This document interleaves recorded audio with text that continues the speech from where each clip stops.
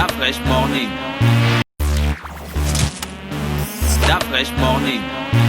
Avec Pépé ce matin sur les 104.5 Urban FM, la station Urban. Pépé, bonjour. Bonjour Dafresh, bonjour Gina, bonjour Fallon, bonjour Mosley. Je suis très, bonjour très Pépé, heureux bonjour. Non, je ne t'ai pas posé, je t'ai seulement dit bonjour bonjour. tout le monde. Tout ça, ça fait partie du bonjour. Hein. Bonjour de la monnaie. Don't anticipata. Oui, Moi, voilà. Tu reviens de la Gambie, non? Mais toi aussi, tu cherchais un Gambie. J'ai un pote en Gambie, il s'appelle Marnyang. Ah ouais. Fallait aller le voir. Alors Pépé, comment s'est passé les vacances? Moi, je n'étais pas vraiment en vacances en tant que tel. Parce que bon, parallèlement à Urban FM, je suis dans beaucoup de petits trucs. Donc voilà. Donc je n'étais pas vraiment en vacances. Pourquoi tu as pris du poids? Du poids. L'homme en train de chercher à maigrir. Tu ressembles au million de la Fega Foot. Un jour. Pourquoi tu provoques toujours Pépé quand il vient ici là? Qui te reproche de manger l'argent du ministère? Quel ministère? De l'éducation nationale. Je ne mange pas l'argent du ministère. Tu as arrêté. Non, tu as arrêté de manger ça. Tu as arrêté de travailler. Je suis agent au ministère de l'Éducation nationale. Donc tu manges ton salaire. Fais pas aussi l'argent quelque part. Je mange l'argent de l'État, pas l'argent de l'Éducation nationale.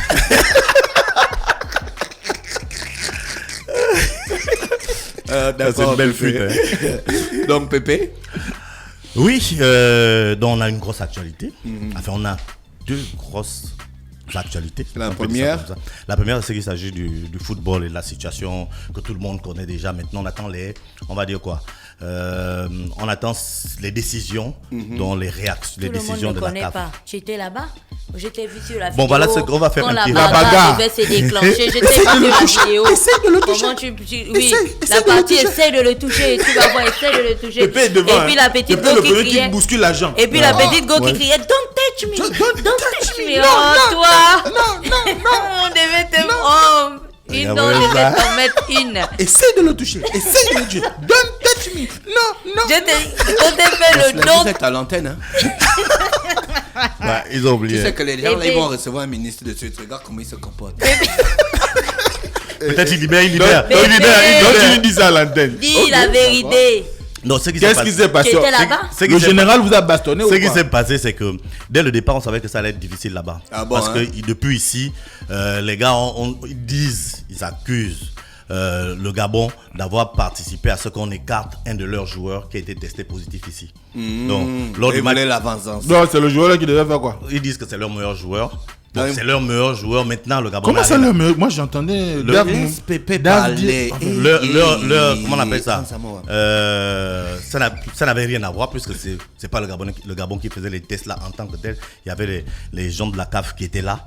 Donc maintenant ils disent que le Gabon a participé à falsifier les résultats ou je sais pas ce que le Gabon a fait. Mais le Gabon s'est arrangé à ce qu'on écarte leur meilleur joueur. Donc eux, ils vont quoi? La réciprocité. Voilà. Donc ils vont faire la même chose. Ils vont faire la même chose sur place. Donc plus ou moins les autorités sportives du Gabon s'attendaient à ce qu'il y ait une certaine réaction là-bas. Au début, le Gabon devait même partir pour 4 jours. Il devait passer 4 jours là-bas. Mais après, on a senti chez eux là-bas les réseaux sociaux, les autorités, même certaines voix officielles de manière voilée montraient déjà que ça devait être chaud là-bas. Donc du coup, le Gabon a pris son temps ici et n'est allé que la veille du match. Voilà, donc à la veille du match, ils sont arrivés. La situation Covid à Banjul, en Gambie est simple. Vous venez avec un test, comment on appelle ça, négatif, voilà, de moins de 72 heures, et puis vous rentrez tranquillement.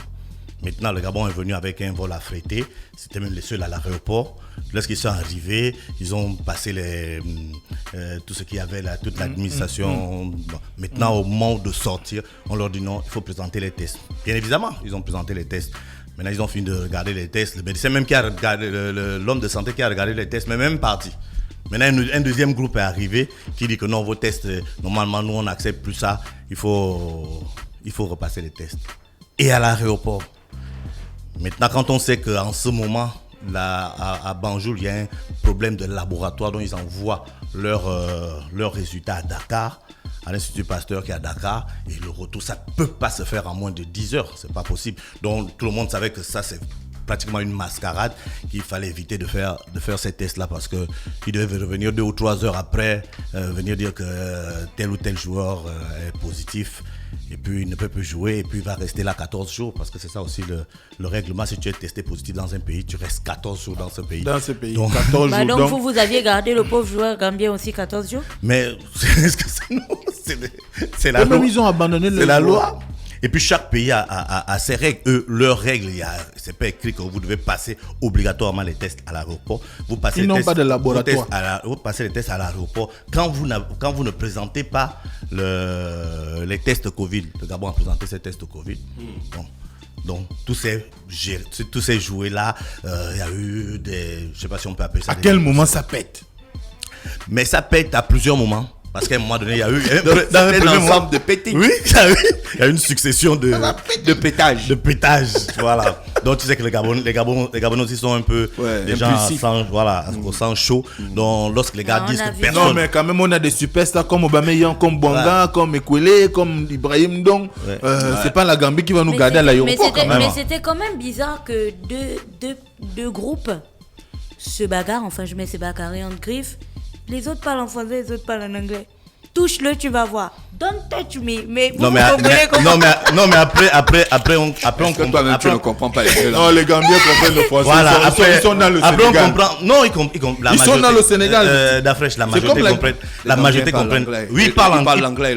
Ils parlent anglais. Ils parlent anglais. Le français. Ils parlent anglais comme les Équatoriens parlent espagnol. L'espagnol, oui. Mais les 3 quarts des Équatoriens comprennent français. Le français. Non.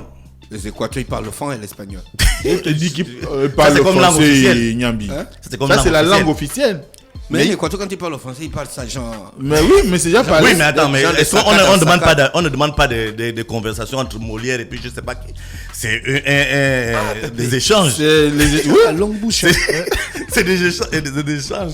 Et à ce niveau-là, les gars se comprenaient parfaitement. Okay. Donc il y a eu ça. Et à la fin, on a compris que c'était pour saper le moral des joueurs. C'était pour fatiguer les joueurs. Pour que le matin, puisque le matin, ils sont rentrés. Les Gabonais ont dit qu'ils ont même, les Gambiens même enlevé les chaises à l'aéroport. En fait, pour que les gens puissent dormir au sol. Il n'y a pas de chaises dans l'aéroport. Il n'y avait pas de chaises. C'est un aéroport qui est en train de se développer. Lorsque nous on est arrivé, je n'ai pas fait attention s'il y avait des chaises. Mais lorsque les Gabonais sont arrivés. Pourquoi il y avait le chat?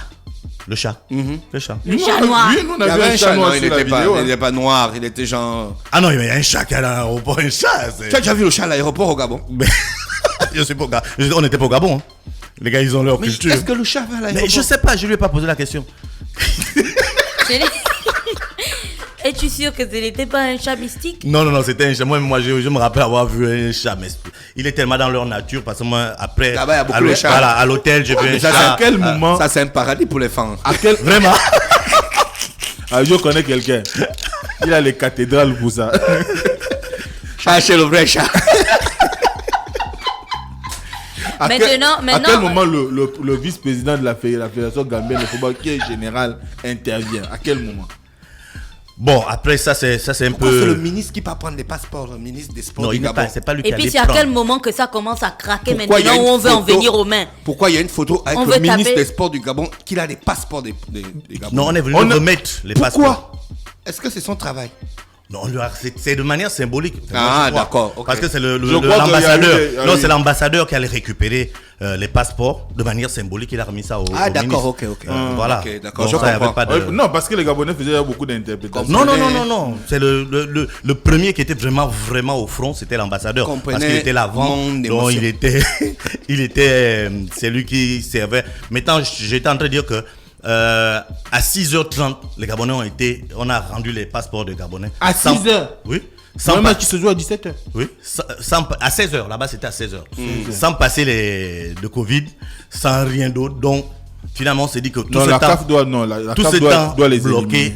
C'était pourquoi. D'abord, Pépé explique. Voilà, donc 6h30. Et tu vois que l'hôtel se trouve à peu près à 45 minutes. Donc les gars sont arrivés à l'hôtel, on va dire quoi? Abîmés. 7h30. Le temps de dormir, tu vas peut-être dormir à 8h ou 8h30 et il faut que tu te réveilles à 13h pour le réveil musculaire. je crois que c'était injouable quoi, à ce niveau-là, parce que tu joues le match à 16h. C'est pour ça qu'on a vu le gardien, il ne voyait plus. Non, mais après, bon, ça peut arriver, tu peux avoir une c'est la fatigue, Pépé, si tu es fatigué. On peut aussi expliquer ça. Ça arrive à tout le monde, tu fais des faux pas, tu fais des choses bizarres. Donc, du coup, la fédération a déjà engagé la procédure, parce qu'après, avec les institutions comme la CAF, même si tout le monde voit ce qui s'est passé, si vous-même, vous ne les saisissez pas. Voilà. Qu'est-ce que le Gabon attend de la CAF? Mais, de faire rejouer le match. Ça, c'est moi, moi de manière personnelle qui dit. Il y a un auditeur qui a envoyé un message la dernière fois. Il a dit si on avait gagné le match là, on devait être en train de demander. Non, mais c'est comme un penalty. Lorsque tu tires un penalty, si le gardien sort, la loi dit que si le gardien sort hors de sa ligne, le penalty est à rejouer. Mais si tu marques, on ne rejoue. Si tu marques, on ne refait pas ça. Donc c'est à ton avantage. Si nous on gagnait, c'est à notre avantage. Ça ne sert à rien qu'on continue. On connaît quand même pour le principe, parce qu'après on découvre que ils ne sont pas leurs premiers faits. J'ai vu un post de Valérie Ondo qui explique que je ne sais pas quelle année là, avec un club gambien, 105 avait eu les mêmes déboires. On a vu le Bénin qui était en Gambie également, qui avait vu dans la Gambie, ils ont la mauvaise foi. Qui avait vu, il y a des choses qu'on ne peut pas dire ici. La Gambie quand même. Ils ont bloqué l'eau. Ils ont comment on appelle ça, l'électricité. Ils ont coupé l'électricité à l'hôtel des Béninois. Donc il y a eu beaucoup de petits trucs comme ça maintenant qui ressortent. Et puis on se rend compte que donc c'est assez difficile. Maintenant dans quelques mois, en mars prochain, la Gambie reçoit l'Angola. Donc tout le monde regarde un peu vers la CAF. Qu'est-ce que la CAF va décider? Est-ce que la CAF va faire comme d'habitude des simples reproches de manière verbale? Est-ce que la CAF va saisir réellement la Gambie pour dire que voilà, on fait rejouer le match? Est-ce qu'on va retirer les points? Parce qu'il y a beaucoup de possibilités. Et là, vraiment comme j'ai dit, tout le monde est arrivé. Parce que s'ils ne font rien, l'Angola, je ne sais pas dans quel état d'esprit l'Angola va aller jouer là-bas, sachant que ce sera un match décisif. Si la Gambie bat l'Angola, la Gambie est qualifiée pour la Coupe d'Afrique des Nations. Donc ce sera pour eux le match qu'il faut. La Coupe d'Afrique des Nations, c'est au Cameroun. Au Cameroun. Le seul pays frère. Voilà. Donc nous. Non, la Gambie est déjà éliminée. Voilà. Donc nous, tout le monde, nous, le Gabon, on attend la CAF. L'Angola attend la CAF. Même la RDC attend la CAF parce que leur dernier match, ils vont jouer face à la Gambie. Et s'il y a une grosse décision au niveau de la CAF, ça va impacter forcément sur tout le reste du groupe, tous ceux qui ont déjà joué face à la Gambie. J'espère que le ministère préféré de Ginon a déjà fait la liste rouge avec le nom du général, l'a signé 50 fois. Oui, mais après interdiction de séjour au Gabon. Arsenal dit que on doit venir jouer la coupe. Bon, ils n'ont pas dit que voilà, c'est. Ils ont dit on leur a donné les forces, on leur a donné la force. Ça veut dire on leur donne la force de pouvoir bouder. Parce que dans le fond, ils n'ont aucune possibilité juridique d'empêcher Aubameyang de venir jouer. Depuis un moment, la FIFA a obligé les clubs à libérer leurs joueurs lorsque l'équipe nationale appelle. Maintenant, la situation du Covid est venue un peu, amoindrir cette situation. Ce qui fait encore que lorsque tu ne sens pas toute la sécurité sanitaire dans le pays où tu vas aller, tu peux, avec l'accord de ton joueur, faire en sorte que ce joueur-là ne parte pas. Donc là, eux, ils ont vu la situation dans laquelle Pierre-Emerick a dormi à l'aéroport. Ils se disent que ça peut, sur le plan mental, s'il revient, ça peut jouer sur ses performances, même à l'équipe nationale et en club. Donc ils sont en train de voir dans quelle mesure eux peuvent faire en sorte que le gars ne vienne pas directement ou vienne dans des conditions qui sont lorsque toutes les conditions sont réunies. Mais ça, je crois que ce sera il y a 3 mois entre aujourd'hui et mars. Le prochain regroupement du Gabon, ça sera réglé. Hein? Voilà, je crois qu'il y a beaucoup de choses. Et puis le championnat gabonais commence quand? On attend. Il y a beaucoup de mesures qui doivent être. Il y a beaucoup de choses qui doivent être revues avant. On appelle ça être. On a Bouengidi qui doit aller en Zambie. Bouengidi, c'est pas eux qui ont chassé leur coach là. Voilà, qui doit aller en Zambie. Qui est venu présenter un plan de. Il vient présenter de développement ici, non? Après 2 mois, après on le chasse. Ils se sont séparés, on l'a pas chassé aussi. Mais il n'est même pas allé au bout de sa stratégie. Oui, malheureusement, c'est toujours comme ça. C'est un poste, le poste de coach, d'entraîneur, c'est un poste compliqué. Non, attends, quelqu'un vous qualifie et vous séparez de lui. Ouais, voilà. Si sa mission c'était de vous qualifier. Thomas Tuchel a amené Paris Saint-Germain en finale. Ça n'empêche pas que peut-être demain il va partir. Donc il y a des situations qui sont comme ça. Mais ton analyse du jeu des Gabonais contre la Gambie malgré les turpitudes. J'ai apprécié. J'ai vraiment apprécié parce que ça faisait longtemps que j'avais vu l'équipe nationale du Gabon arriver à aligner 10 passes.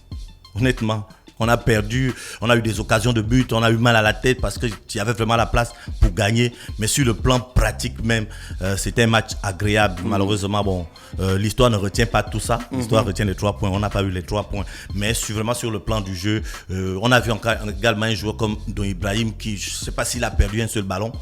Il a été vraiment magnifique. Voilà. Et puis lorsque je reviens à la situation qui s'est passée à l'aéroport, je me rends compte que Ndo Ibrahim lui connaît. Parce que Ndo Ibrahim, je te dis que je ne sais pas à quelle heure il a dormi très tôt. Pendant qu'il y avait le chamboulement, il allait dormir. À l'aéroport, il a dormi. Je crois que lui, il a vraiment dormi. Il connaît, tu vois. C'est un professionnel, voilà, en fait. Il connaît ce genre de situation, tu vois. Il a vraiment dormi. Les autres qui vivaient ce type de situation pour la première fois, bon, tout le monde était un peu là, tout le monde était sûr, machin, mais lui, il a dormi. Il y a 2 ou 3 joueurs qui ont vraiment dormi dès qu'ils ont pris conscience que là, on ne va pas nous libérer tout de suite. Il y a beaucoup qui ont dormi tout de suite. Et ça s'est vu directement sur le terrain parce qu'il a fait un match vraiment agréable. D'accord. Donc voilà. Ok, Pépé. Voilà. On a fait le tour, hein? Oui. Sauf s'il y a d'autres informations. Oui, d'autres informations. Bon, on va peut-être développer ça mardi pour dire que, de manière claire, la Fédération gabonaise de basketball va organiser, l'élection le 12 décembre prochain. Du président. Il y a 2 candidats qui sont clairement, qu'on connaît de manière claire, de manière officielle. Et il y a Tim Remanda, qui est le président de l'association sportive de Zion, de National Zion Basketball Association, NABA, et il y a comment on appelle ça, Willy Aseko. C'est Big Will que tu cherches le nom comme ça. Il y a longtemps qu'il a pas arrivé. Voilà, donc il y a Willy Conrad. Willy Conrad Aseko, qui est le président de la BAC.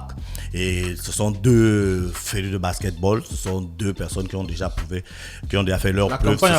La campagne a plus ou moins commencé parce que les 2 sont en train de faire le tour du Gabon. Voilà. D'accord. Donc chacun de son côté en train de mobiliser ses troupes, de bousculer un peu ces éléments parce que ça va vite. D'accord. Donc mercredi, on va en parler de manière beaucoup plus importante.